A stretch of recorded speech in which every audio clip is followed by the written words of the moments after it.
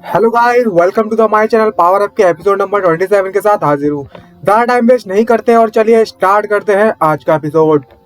तो एपिसोड की स्टार्टिंग में हमें दिखाया जाता है जो इटरनल वैली के एल्डर्स होते हैं वो सभी के सभी स्टूडेंट को वहां से भगा निकाल रहे होते हैं और उन्होंने एक प्लान बनाया होता है जिसके मुताबिक जो इटरनल वैली के स्टूडेंट होते हैं, मेन स्टूडेंट, उन सभी को सेफली निकाल दिया गया जाता है सीक्रेट पैसेज से, मतलब सीक्रेट जगह से। और तो और जो लोग जासूस होते हैं उन्हें गलत न्यूज़ दी जाती है और दूसरी जगह से निकाला जाता है उन सभी को, और उन्हें गलत इन्फॉर्मेशन दे दी जाती है। और तभी जो मो येन होता है जो उनको इन्फॉर्मेशन दे रहा होता है वो भी उन लोगों को गलत इन्फॉर्मेशन पास कर देता है अपने लीडर्स को, जिनके कहने पर वो यहाँ पर आया था। तभी जो मास्टर ये होते हैं वो भाई को ऑर्डर देते हैं कि तुम और तुम्हारे भाई बहन सभी के सभी स्टूडेंट्स को लेकर यहाँ से निकल जाओ इस सीक्रेट रोड से। अगर तुम्हारे रास्ते में कोई भी दुश्मन आता है तो तुम्हें ये श्योर करना हो कि बिना किसी परेशानी के तुम उस जगह से निकल जाओ और कोई भी फाइट मोल मत लेना, और हर किसी की सेफ्टी का तुम्हें ध्यान रखना होगा। तो ये भाई उससे कहता है यस मास्टर, मैं वैसा ही करूँगा जैसा आपने कहा है। तभी मास्टर ले से कहते हैं कि अब समय हो चुका है, हमें जाना होगा।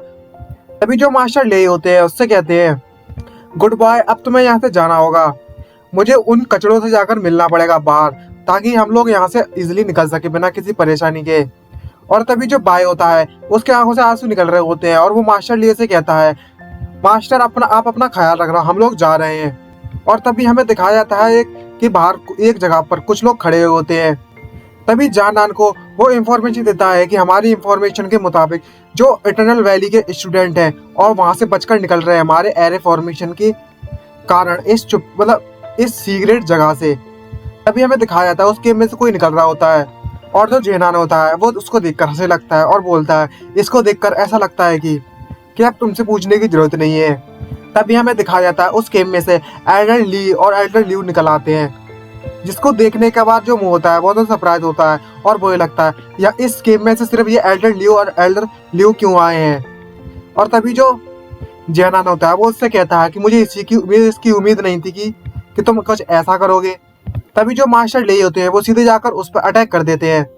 और तभी जो जेनान होता है वो उससे कहता है कि तुम दो चूजे मुझसे फाइट करने के लायक नहीं हो। और तभी जो जेनान होता है उसके अटैक को डॉज करता है।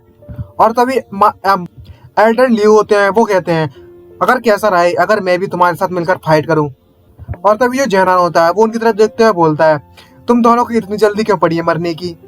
और वो अपना स्पेशल मूव करता है और हर तरफ आग लगने स्टार्ट हो जाती है और बहुत ज्यादा फायर जनरेट होने लगती है उसका मैजिक से। एक वेपन को बुला लेता है, स्पिरिचुअल वेपन, और उससे एक स्वॉर्ड ट्रांसफॉर्मेशन स्वॉर्ड बना लेता है, जिसको देखने के बाद जो दोनों एल्डर होते हैं वो सरप्राइज होते हैं। और उसके जो साथी होते हैं वो होता है वो कहने लगता है अब तो लगता है ये दोनों आज निपट लिए।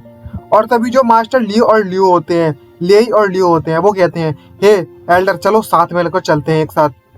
और दोनों के दोनों मास्टर उस जनन पर अटैक करना स्टार्ट कर देते हैं और बोलते हैं जब तक हम दोनों जिंदा हैं तब तक तुम हमारी इटरनल वैली पे अपनी उंगली तक नहीं रख सकते, समझे। इसको देखने के बाद जो जेनान होता है वो भड़क जाता है और अपनी फुल पावर के साथ उससे उस दोनों पर अटैक कर देता है और बोलता है तुम दोनों बस आग के साथ खेल रहे हो। और तभी जेनान है वो उसके एल्डर के पास आता है और बोलता है इस किंग को पता है तुम्हारी टेक्निक के बारे में, तुम बस टाइम निकालना चाहते हो कुछ। और जो जेनान होता है वो दोनों मास्टर से कहता है कि मैं आज तुम्हारी आंखों के सामने तुम्हारी इटरनल वैली को पूरी तरीके से तबाह कर दूंगा और तुम शांति यहाँ पर देखते रहना आप कि मैं क्या करता हूँ। और तुम्हारा जो सेक्रीफाइस है वो किसी काम का नहीं रहेगा, बस मीनिंगलेस है, चलो इसे जला देते हैं। ये देखने के बाद दोनों अपना मुंह लटका लेते हैं। तभी हमें दिखाया जाता है फायर बॉल्स टपकने लगती है पूरी इटरनल वैली में हर तरफ। तभी हमें फैंग के रूम में दिखाया जाता है उसका पता नहीं क्या कुछ खा लिया होता है, उसको कुछ प्रॉब्लम हो रही थी मुंह में, तो वो पिल खा रहा होता है अपने आप को अपग्रेड करने के लिए। और उसने इतनी ज्यादा पिल खा ली होती है उसका पेट भी इतना ज्यादा फूल गया होता है और डकारे मार रहा होता है जोर जोर से और कांपते उससे कहता है हे सीनियर, आपने जितनी पिल मुझे दी थी मैंने सारी की सारी पिल खा ली है, फिर भी ये अभी तक यूजलेस क्यों है, कुछ भी काम नहीं कर रहा है। तभी जो एंसेस्टर होते हैं वो फैंक से कहते हैं हे तुम चूजे कहीं के, तुम्हारी जो बॉडी है वो बहुत ज्यादा स्ट्रांग है, जितनी जल्दी इन पिल्स का जो ऑरा है तुम पचा लोगे इन पिल्स को उतनी जल्दी ही ये पिल्स तुम्हारे अंदर घुल जाएंगी और उसकी जो एनर्जी क्यू और ब्लड है वो तुम्हारे अंदर मिल जाएगी। अगर तुमने ऐसा नहीं कर पाया तो तुम उसका ऑरा अपने अंदर नहीं ले सकते, भले ही तुम चाहे इतनी पिल खा लो उससे फर्क नहीं पड़ता। तभी जो फैंग है उससे एंसेस्टर से पूछता है तो अब हम क्या करें। तभी जो एंसेस्टर होते हैं वो फैंग से बोलते हैं जो तुम्हारी बॉडी है वो मेरी नॉलेज से बाहर है, मैं तुम्हारी बॉडी के बारे में कुछ भी समझ नहीं पा रहा हूँ। तभी जो फैंग होता है वो रोते हुए उससे कहता है लेकिन हम आखिरकार हम इतना बड़ा ऑरा कहाँ से ढूंढने जाएंगे अब ऐसी जगह पर और ऐसे समय पर। तभी जो एंसेस्टर होते हैं वो फैंग से बोलते हैं अगर ऐसी बात है तो तुम्हें एक बार में इतना ऑरा इंजेक्ट करना होगा अपनी बॉडी में जब तुम डिवाइन विल को ओपन करो। और तभी जो फैंग होता है वो उठता है, उसके पसीने छूट रहे होते हैं। तभी फैंग एंसेस्टर से बोलता है वैसे एक बात बताइए एंसेस्टर, आखिरकार मुझे इतना ज्यादा गर्मी क्यों महसूस हो रही है? क्या ये इसलिए हो रहा है क्योंकि मेरा वजन बहुत ज्यादा बढ़ गया है, मैं मोटा हो गया हूँ? तभी जो एंसेस्टर होते हैं वो भी घबराते उससे बोलते हैं तुम गलत सोच रहे हो। और जो एंसेस्टर होते हैं बहुत ज्यादा खुश होने लगते हैं और बोलते हैं हे चुटके, तू तो बहुत ज्यादा लकी है बे, ये एंसेस्टर बहुत ज्यादा स्पिरिचुअल एनर्जी महसूस कर रहा है।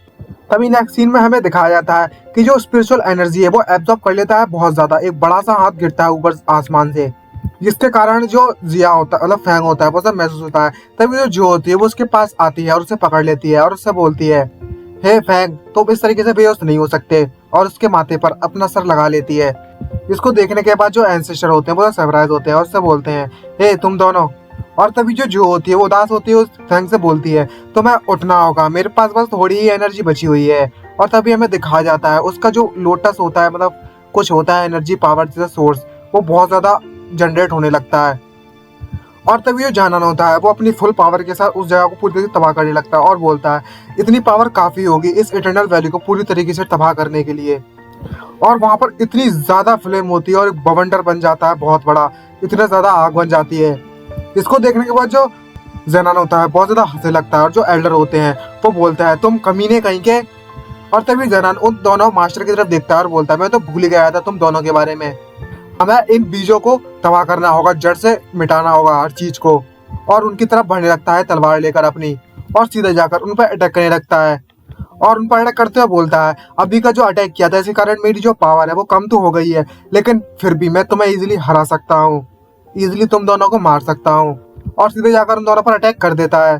तभी हमें दिखाया जाता है जो सेक्ट लीडर होते हैं वहां पर आ गए होते हैं इटर्नल वैली के और अपने पावर से उसके अटैक को रोक लेते हैं। और उसमें बोलते हैं अच्छा ऐसी बात है तो कैसा लगा अगर मैं तुम्हारा अपोनेंट बन जाऊं तो। इसको देखने के बाद जो दोनों के दोनों सेक्ट लीडर होते हैं वो बोलने लगते हैं क्या ये ओल्ड मैन वापस आ गया सेक्ट लीडर इटर्नल वैली का। और तभी जो इटर्नल वैली के सेक्ट लीडर होते हैं वो ज़ेनान से पूछते हैं क्या तुम ज़ेनान हो जिसके कारण ज़ियाओली ने डेटाओ का पाथ छोड़ दिया, उसके कारण मतलब मिस कर दिया मौका। और तभी जो सेक्ट लीडर होते हैं वो दोनों के दोनों उस मास्टर ले से पूछते हैं कि हमारी जो स्टूडेंट है वो सभी की सभी कहाँ पर है। तभी जो मास्टर ले होते हैं वो सेक्ट लीडर से बोलते हैं हमारे जितने भी स्टूडेंट्स हैं वो सीक्रेट जगह से इस इटर्नल वैली से निकल चुके हैं, लेकिन जो फैंग जिया है वो अभी भी इसके अंदर है, हम उसके बारे में भी कुछ नहीं पता कि वह जिंदा है या मर गया। इसको सुनने के बाद जो सेक्ट लीडर है वो एकदम से भड़क जाते हैं और उनकी आंखों से आग से निकलने लगती है और गुस्से में आकर उससे बोलने लगते हैं जो भी तुमने किया है आज तुम्हें उसका भुगतान करना पड़ेगा, तुम ज़ेनान आज मेरे हाथों से नहीं बच सकते। और वो फुल पावर के साथ उस पर अटैक कर देते हैं और जो ज़ेनान होता है वो फुल पावर से उसके अटैक को रोकने की कोशिश करता है अपनी कंडक्शन थंडर पावर का इस्तेमाल करते हैं सेक्ट लीडर, और उसे अपनी पावर को कंट्रोल करने में मुश्किल हो रही होती है।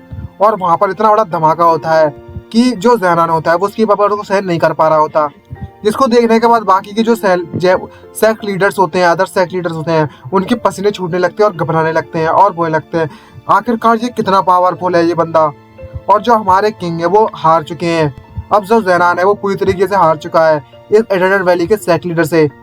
और तभी हमें दिखाया जाता है जो सेक्ट लीडर है उनकी एनर्जी काफ़ी ज़्यादा यूज़ हो गई होती है और वो भी हाफ रहे होते हैं और उनके पसीने छूट रहे होते हैं और बोलने लगते हैं जो मैंने अपनी एनर्जी बहुत ज़्यादा इस्तेमाल कर लिया है इसी कारण मैं बहुत ज़्यादा थक चुका हूँ। और इसी के साथ हमारा एपिसोड खत्म होता है। अगर वीडियो आप सभी को अच्छी लगी है तो चैनल को सब्सक्राइब कर देना और वीडियो को लाइक करना मत भूलिएगा। और अच्छा गाइस तो जल्दी से नेक्स्ट एपिसोड्स के साथ मिलते हैं, आज के लिए इतना ही। और तो गाइस सेकंड चैनल को सब्सक्राइब करना मत भूलिएगा, अपना बैकअप चैनल है, याद रखना इस बात को। जितने भी भाई लोग हैं सब लोग जाओ और जल्दी से सब्सक्राइब कर दो। तो आज के लिए इतना ही, मिलते हैं नेक्स्ट वीडियो में, बाय बाय।